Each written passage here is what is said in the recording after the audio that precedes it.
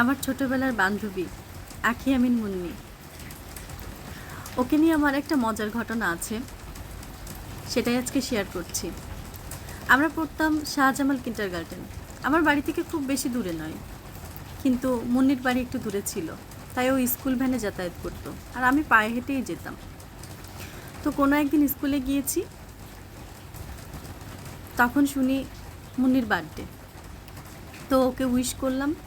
তখন সিদ্ধান্ত হলো যে মুন্নির বার্থডেতে মুন্নির বাড়ি যাওয়া হবে, আরও বন্ধুবান্ধবীরা যাবে, আমিও যাব।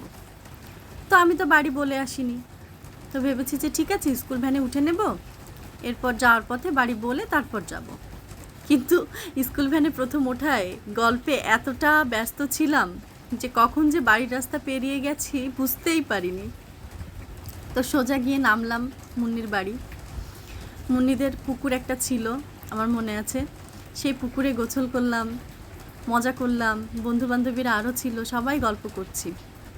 এদিকে যখন স্কুল টাইম পার হয়ে গেছে, তখন আমার বাড়ির লোক পাগল হয়ে গেছে আমাকে খুঁজতে খুঁজতে। তারপর অনেক কষ্টের পরে তারা আমাকে মুন্নির বাড়িতে আবিষ্কার করলো। এরকম দুষ্টু কেউ ছিলেন আমার মতো? যদি থাকেন তাহলে আমাকে কমেন্ট বক্সে জানাতে পারেন।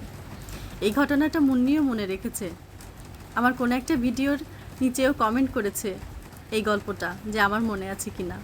তো আজকে আমি এটা শেয়ার করে ফেললাম। ধন্যবাদ।